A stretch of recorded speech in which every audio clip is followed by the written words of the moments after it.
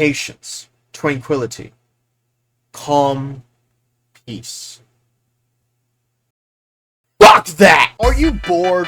Want to do something but with less brain power as picking up a fucking Kit Kat bar? Contemplating the meaning of life as you slowly crumble away into the eternal void? We've all been there. Billy Mays. Fuck, wrong script. Hi, I'm Autistic. The J is silent, and I'm here to introduce you to another fantastic product. Attack on Titan 2, the video game, based on the hit anime show One Piece. Alright, which one of you is the fucking comedian? I will skin your foreskin off with a toothpick and a sponge, I swear to God. That's right, folks. For just one simple payment, you get to enjoy the neuron-activating bliss of Attack on Titan 2 with less the brain power. With our simple patent-pending neuron-activating solution, we promise that we can give you guaranteed results immediately, filling you with so much dopamine that it doesn't matter how much shit is on your screen, you have full focus. It's so effective that people are gonna wonder if you still even have a pulse.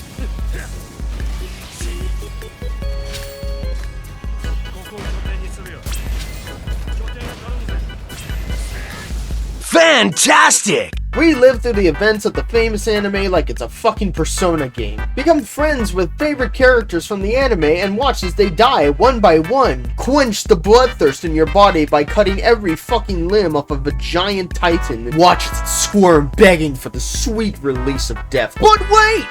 There's more. For just an extra price of $20 fucking, you get the ability to cast a fucking nuke! So why wait? Call today and praise to your local Gaben statue and get yourself a copy today. Attack on Titan 2. Less the brain power, twice the neurons. If it ain't obvious that Attack on Titan 2 is a bunch of bloody blood, you're wrong, attack, go fuck yourself. Attack on Titan 2 is not responsible for the amount of launch yourself you'll be using to clean your jizz pants after doing the coolest shit imaginable. Attack on Titan 2 is not responsible for making people want to watch the anime and being absolutely brain fucked by the amount of war dump experience. If you have any complaints on Attack on Titan 2, please notify us at www.gofuckyourself.com.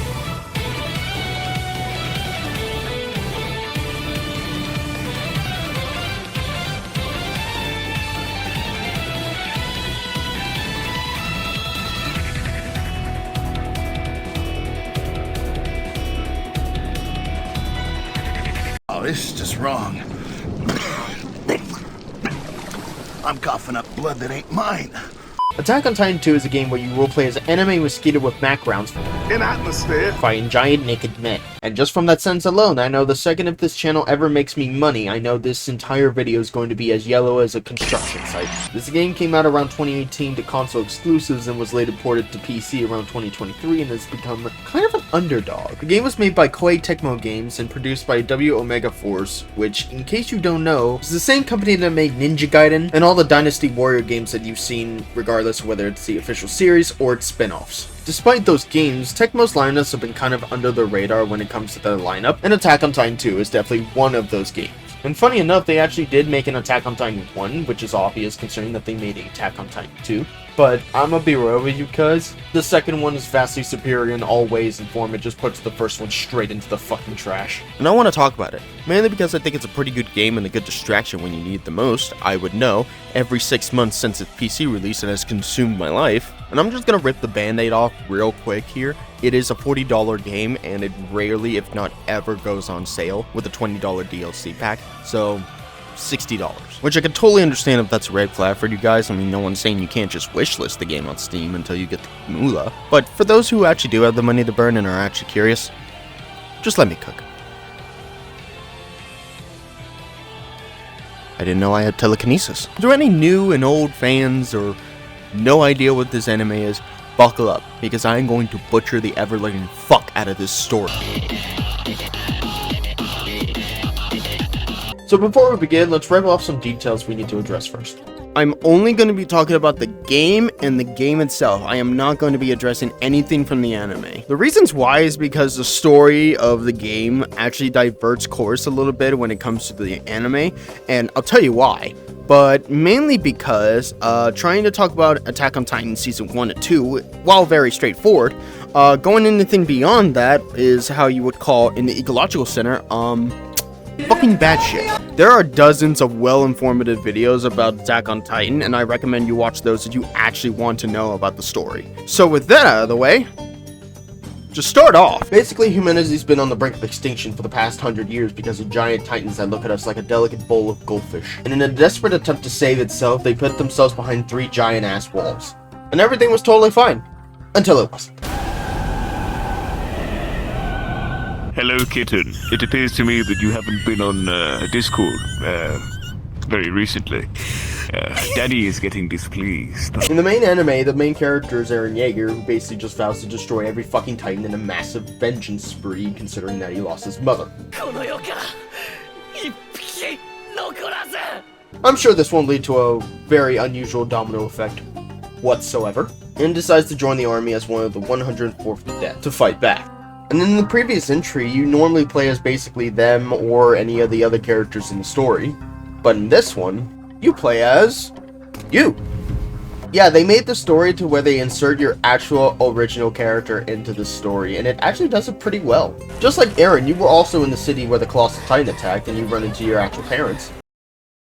Mom's got something explained to do. Hey Mom, you want to tell me how I keep changing skin colors every time I'm in these cutscenes? And in the lust for revenge against the Titans, you decide to join the Cadets, same as Eren.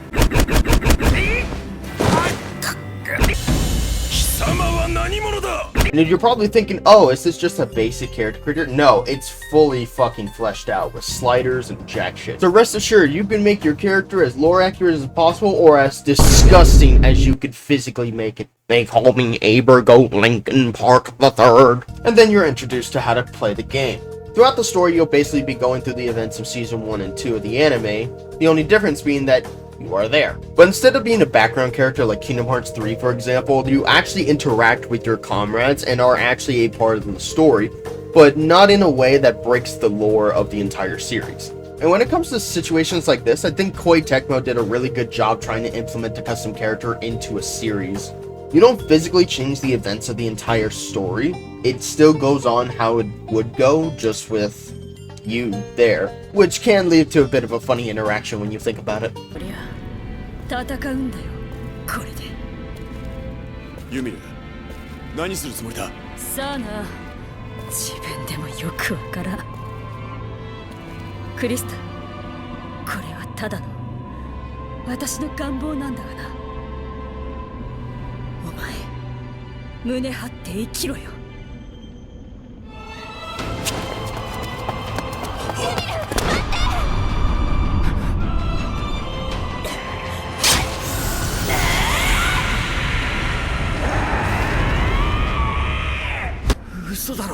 Excuse me, pardon me, don't mind me. Now chances are you're probably thinking, wait, doesn't the first game only do the first season and like, what, 70% of this entire fucking story takes place in Season 1? That's kind of copy and paste, isn't it? Well, yes, but actually no. This is a story based on your perspective and your character, so basically you're just kind of living your story that is linked to the official anime story. And by doing that, they're able to spice things up by somewhat changing the story without completely straying too far off the path from the official. I'll get to why in just a second, but to continue the story, you and everyone go through your training in the Senta Trust District to finish your training before you choose a regiment.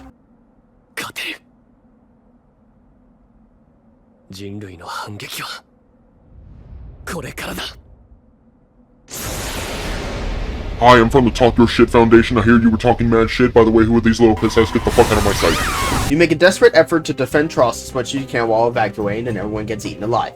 Including Eren. You know, the main fucking character.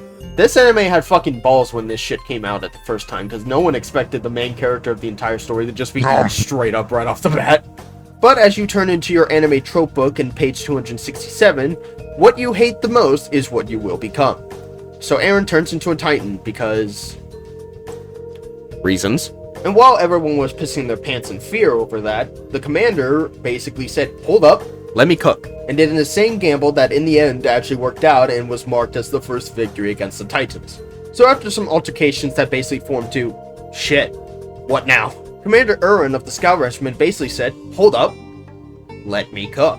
And tried to figure out a way for him to hone his powers and use it, which is where they insert your character to help out. And to do that, they went on a scouting mission. But in actuality, it was a secret ploy to try to find a traitor among their group. Are you even looking at what I'm looking at, bro? And the actual plan was to capture her alive.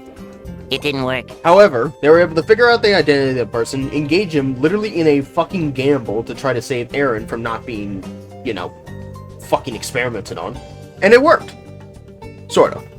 And you think that was crazy already as it is, just to let you know in advance, the entire second season takes place within a single day. So the rest of the cadets were actually pinned up in locations while they were trying to capture Annie, which was the traitor, and somehow they were attacked by Titans, causing them to spread out and warn the other villages that wall might be breached. Which, upon investigation, there was no breach. Curious. And while taking shelter in the castle, they were strangely attacked by Titans that should normally not be active during nighttime. And when all hope seemed lost, next thing you know, another person can turn into a Titan. And the plot thickens! They were able to hold off until they were saved by Aaron and friends. And then we're like, okay, bullshit's over, right? Hey, cuz I know we knew each other for like 5+ years now, but I'm just letting you know right now that we were the ones that destroyed the wall, and considering that you were actually a problem, we need to steal you and actually take you to our home base. What the fuck? So in a desperate attempt to recover Aaron, Commander Owen loses an entire arm, Aaron loses the father figure he had since the fall of his hometown, and Aaron apparently discovers that he can actually control and command the Titans. Everyone diverges, we go into a stalemate, and to add a beautiful icing on this shit cake, they find out that all Titans are basically transformed people with no cognitive function, basically like zombies. And just to remind you that all this shit happened in the span of 2 days. Fingers on top of the onion, point the knife towards the root and try to get as close to the root as possible. Would you like it whole or dice? 12 minutes of fucking editing and I'm finally talking about the combat in this game. God, send me the fucking Jupiter on the Texas Roadhouse saddle. Now you're looking at this gameplay footage and you're probably thinking of what doctor I go to for my arthritis. But the controls are really straightforward. I'm also going to explain by using the controller because I think that's just the best way to play this game. But I'll dumb it down real simple. X is for general movements such as swinging around, A is used to invade as well as boost, Y is used basically for attacking, and B is used for base building as well as using your horse. Right bumper is for locking onto your target, left bumper is used for your allies' abilities, left trigger allows you to swap your loadout, and right trigger is for your sneak attacks, which I will get into in a moment. The entire gameplay loop revolves around this particular scenario. You swing around, you find a target, you lock on, and then you choose a body part using the right stick that you want to target.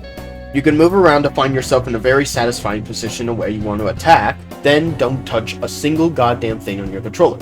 You'll automatically lunge yourself right into that part, and then just press Y at the right time to swing. Rinse and repeat. You could cut off all the limbs on the Titan, but that won't kill him. The only way to kill the Titan is by going for their nape, which is the back of their neck. So the goal of the kill is to basically go around the back of their neck and find a good angle where you could swoop in and go for the kill. And there are a lot of windows for error, considering that you could just get a poor angle, not enough speed, your tether can be disconnected. You'll be judged on how well you did in the mission when it comes to completing missions, how fast you did the mission, and how many kills you've taken, whether you killed them all or just a sufficient amount. It is very hard not to get an S rank if you actually are competent enough. Unlike me whenever I paint my Warhammer figures. You just be quick, you get all the objectives, and you kill everything in sight. And you want to try to be as accurate and perfect as possible because every time you get a clean kill, your entire choir climaxes.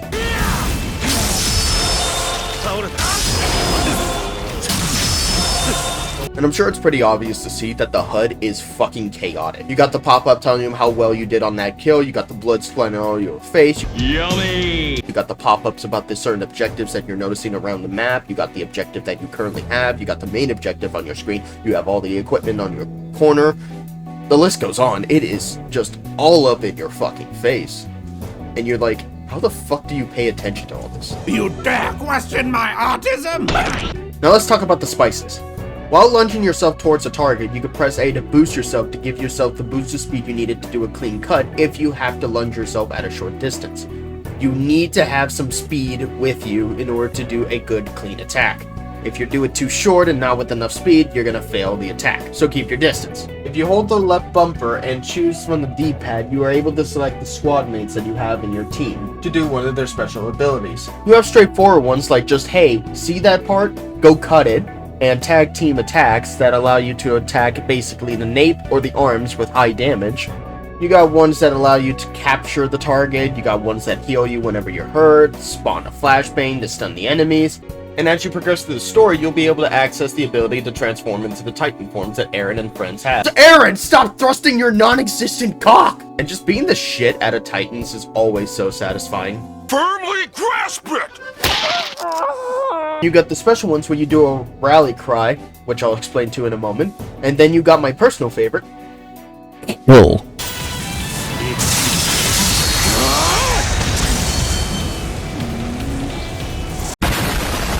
One thing you need to keep in mind more than anything is your gas and blade use, because they have a durability, and it's not like Breath of the Wild durability. They actually can take a beating, but once you're out, you need to reload. Ouch! Oh, heavens! Oh, goodness gracious! You can access all those items and tools by using a D-pad just on its own. You get a maximum of 8 items, and you can swap between 4 items at a time by using LT. I'm not going to talk about all the items because there's a good portion of them that aren't important, but here are the ones that are. You got Molotov cocktails that do immense burn damage on a particular limb or whatever the hell it connects. You got SOS beacons that cut off the cooldown timer entirely, so you could do them twice if you wanted to. And then you got the Rally Cry beacon. This shit does everything. More damage? Check. Heals you? Check. A chunk of your blade and gas rejuvenated through black magic? Check. Unlimited blade and gas consumption? Check. If you play your cards right, you don't have to worry about refilling your gas or blades ever in a mission. Now, even though you get the Rally Cry beacon like somewhere in the story, the other items you get during while capturing Titans, which you can get in the log. So if you're a completion nut, there you go. I highly recommend you at least capture Titans consistently until you reach max level, which is 10. And finally, there's the right trigger, which is sneak attacks. You get a telescope. You aim at a target with the telescope, and given a second, you are able to launch yourself fucking Mach 6 right into their face, and if you time it right, you do immense damage, practically instant killing the target. The catch is, you can't let them see. If they do, they get immediately pissed off. Second, it has a very heavy price. That basically handles the basics, and even if it sounds like a lot, it can be, but it's one of those easy to learn, difficult to master scenarios, and by the time you get used to it, it will feel like cutting through butter, and you will be cutting through a lot of fucking butter, to the point that you'll start looking like Gordon Ramsay on crack. Raise the lamb sauce! First off, fuck your bitch in the click you claim. West side when we ride, come equipped with game. Now, let's talk about what you do between missions, the daily life. Here, you're able to converse with your teammates to boost up your friendship level so that way you can gain more skills to use on the field.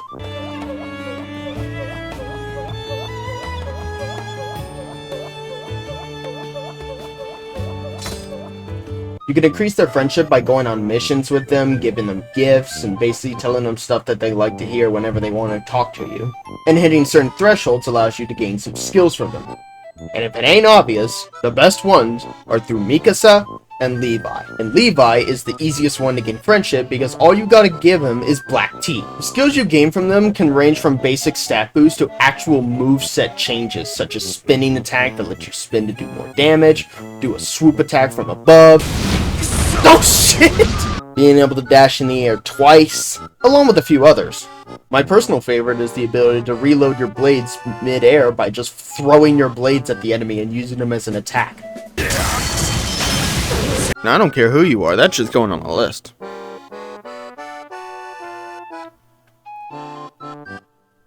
Yeah.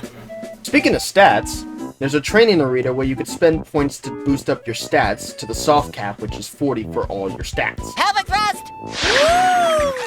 After you hit the soft cap of 40, you have to require an equipment or stat boost from the friendships you gain to boost them up. Strength is pretty obvious. Agility affects how fast you swoop around and Titan while you're hooked onto them. Dexterity affects your blade and gas consumption. Concentration affects your critical hits. And leadership affects your boosted allies, and health is self-explanatory. I personally favor strength and concentration for high damage and those sweet, juicy crits. Oh, speaking of crits, when you're moving around a Titan, you probably see those little arrows and that little yellow circle. That's basically the angle you need to be in to do a critical hit. And they get really beefy. Holy shit! You're also able to create and upgrade your gear that are anything but war friendly. which there's a lot more to it than just being straight up basic upgrades and new gear that you can equip, but I'm not gonna talk about that. I'd rather you just see that for yourself. And finally, once you become a scout, you'll be able to gain points throughout mission completions as well as interacting with certain characters around the map. These points can be used for pretty much everything: training, upgrading your station so that way you can plan more powerful towers. Which, quick advice, once you get mining towers, spam the ever-loving shit out of them on missions. You will get a bunch of crafting materials to not only sell for money, but to use to even upgrade your weapons. Every single bit of material matters. You'd be surprised. Whew. There's a lot more that I would like to discuss about the game, but I'm gonna leave it right there because I don't want to spoil more for you guys to experience if you do decide to play the game. Now I get to talk about breaking the fucking game. Kaboom! Yes, Rico. Kaboom. Now I get to talk about the DLC. The only DLC. TLDR, this is basically just inserting Season 3 into the game by shoving it down its throat, but not in a really bad way. To start off, the DLC gives you a gun. I am not kidding. Yeah, no, Season 3 introduced an ODM gear loadout option where you can actually shoot your targets and still zipline. And I don't care who the fuck you are, this is the coolest shit ever. Gameplay-wise though, it is tricky as balls. The second part is that you're given a super depending on what you're using. If you are using the blades, you are given thunder spears, and if you're using the guns, you have fucking miniguns strapped to your arms. Thunder Spears were also introduced in Season 3, which basically, you throw a giant rocket that goes along the string of your grapple and latches onto the target and explodes. This shit fucking sends everything to bits, and it is really good at just deleting people. And you are given this every time you help an SOS flare, so you could just spam this shit. Does this break the game's difficulty like a twig? Yeah, pretty much. But you could just choose to ignore it completely until late game. You'll need it late game because things can get pretty challenging and it doesn't hurt to try to get the upper edge. You can either launch the rocket just straight up just by pressing the Y button, or you could charge right into their face and then do the attack to do even more damage, just blowing everything to bits. Now let's talk about the other modes. We'll start with the DLC one being Territory Recovery mode. This is a separate mode that allows you to create your own scout regiment with you as the commander, or whoever you pick to start off with. You're given a right-hand lady named Nifa, who actually was a character in the story somewhere in the background, which is quite nice. I wonder what her story is. Fucking glorious. However, this time, you change the timeline at this point, where you actually assemble your elite squadron of soldiers and retake the territory outside of the walls. You can customize the name of your recruits, change your emblem, basically create your own Levi squad, so to speak. But to make your squad, you have to find them out in the field and actually help them enough times so that way you have the ability to recruit them. Now you're probably asking, what the fuck is the point of this mode even other than just another fun distraction? Well, there's actually reasons for this. Reason number one being you're able to access level 3 stations early by paying the currency to unlock it, and then you're able to actually buy it in your story mode and use them wherever you want. The second reason is because of Levi. Now hear me out. When you start this mode up, immediately pick Levi and get him to level 10. Note, if you pick anyone else, you have to unlock him in the field, which there might be a small chance whether he spawns or not, and that just adds another layer of bullshit. And if you want to play with your custom character in this mode, you will just unlock him straight up after doing a couple of expeditions. This allows you to unlock the ability Wings of Freedom. This shit breaks the whole fucking game like a twig, and I'm gonna talk about it because this shit has tech. If it ain't obvious enough that the skill requires 50 fucking skill points, you're able to turn the game into a legit hack and slash. Now, like I said before, normally when you want to attack a body part, you usually go in, you do your attack, and then you jump right out and then repeat. This skill basically makes it so you could skip that step. By just continuously pressing the Y button, you are able to attack the same body part over and over and over and over again. And you can keep this up for a long period of time if you do it correctly. Let me explain. Basically doing this allows you to cut the same part over and over and over again around 4 to 6 times without any error if you do it correctly. Though there's a possibility that you're going to be able to just stop the combo. How you can tell is whether or not your actually character moves around, which can be difficult because the camera likes to be a piece of shit when you're doing this. To a normal target, if you aim for the legs, it will let you cut each limb individually without any form of error if you do it correctly, all the way up to the nape. But just like any other, you can change the target a way you want. So if you want to go for a particular body part, then go straight for the nape, just flick your stick up and it will probably go right to the nape. Now here's where the part gets really fun. So after you kill a target with this skill, you still have a window where you can do it again. So if you locked on to another target and then start the combo again, you are able to continue it almost indefinitely, so long as you don't fuck it up. So you could kill a target, lock onto the next, and then go in right for the attack again, killing him, and then you go for the next target that's nearby. And this is really helpful late game because you will get swarmed constantly. And apparently I just found out recently that you can also use this ability after a sneak attack. However, there is a large window of error and you will mess up a perfectly good elimination if you are not careful. To start this combo, you have to do at least a clean attack to a target. If you are able to do a nice clean attack to a target, whether you cut it or not, you are able to start the combo just by pressing the Y button again. The easy way to tell if you're able to do it or not is if you have some good distance by pacing your button presses, as well as seeing how your character acts. Because sometimes he will just stop doing the combo, but once you get the rhythm down, it's actually quite easy to tell the difference.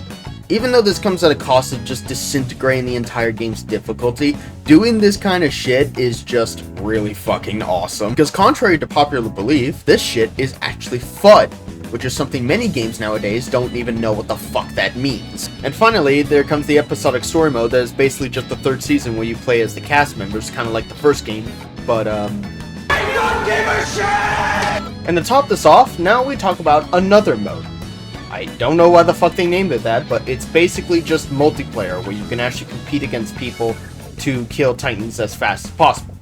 Which, yeah, that ain't gonna happen. So what do you think? Did I tickle your dick and curiosity? Go buy the game. Or don't. Wishlist it. I don't fucking care. You do your story. I do my own story, and I'm gonna prove that fact by eating 10 pounds of Hot Pockets. Go fuck yourself.